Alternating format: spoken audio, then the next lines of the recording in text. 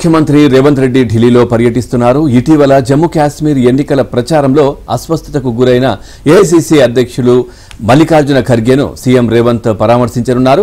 ఆ తర్వాత ఢిల్లీలోని పార్టీ ముఖ్య నేతలతో రేవంత్ సమావేశం కానున్నారు.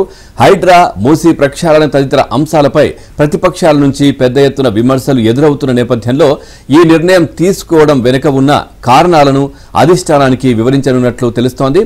అలాగే ఇప్పటికే టీపీసీసీ అధ్యక్షుని ఎన్నికను ఢిల్లీ పెద్దలు పూర్తి చేశారు. ఇక తాజాగా మంత్రివర్గ విస్తరణపై ఢిల్లీ పెద్దలతో సీఎం రేవంత్ చర్చించనున్నట్లు తెలుస్తోంది.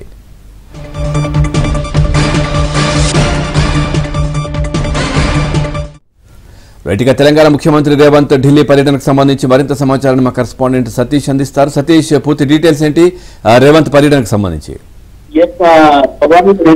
అర్ధరాత్రి 11 గంటలకు సీఎం రేవంత్ రెడ్డి ఢిల్లీ చేరుకున్నారు. అనంతరం సుప్రీంకోర్టులోని అధికార నివాసానికి ఆయన చేరుకున్నారు. ప్రస్తుతం నివాసంలో ఉంటూ ఈ రోజు ఏఐసీసీ అధ్యక్షుడు మల్లికార్జున ఖర్గేతో సమావేశంలో స్పష్టంగా ఉన్నాయి. ఇటీవల జమ్మూ కాశ్మీర్ ఎన్నికల సందర్భంగా ఏఐసీసీ అధ్యక్షుడు ఖర్గే కొంత అస్వస్థతకు గురయ్యారు. అక్కడే ఒక రోజు పాటు కూడా హాస్పిటల్లో చేరి చికిత్స తీసుకున్న అనంతరం కూడా డిశ్చార్జ్ అయ్యారు. ఆయన బాగానే ఉన్నట్టు కూడా ప్రకటన చేయడం జరిగింది. అనంతరం తిరిగి నిన్న ఢిల్లీ చేరుకున్నారు. ఈ నేపథ్యంలో ఒకసారి ఏఐసీసీ అధ్యక్షుడిని ఆరోగ్య పరిస్థితులు తెలిసినందుకు ఆయనతో కలిసి మాట్లాడేందుకు రేవంత్ రెడ్డి ఢిల్లీ వచ్చారు. అదేవిధంగా అనంతరం కాంగ్రెస్ పార్టీ సంబంధించిన ముఖ్య నేతలు Rahul Gandhi, AICC general secretary KC వేణుగోపాల్తో కూడా రేవంత్ రెడ్డి సమావేశం కాబోతున్నారు. తెలంగాణలో నెలకొన్న తాజా రాజకీయ పరిణామాలతో పాటు ఇటీవల ఏఐసీసీ రాష్ట్ర అధ్యక్షుడిగా మహేష్ కుమార్ గాంధీ పబ్లిక్ సంబంధించిన అంశంలో కూడా క్లారిటీ లేదు. మరోవైపు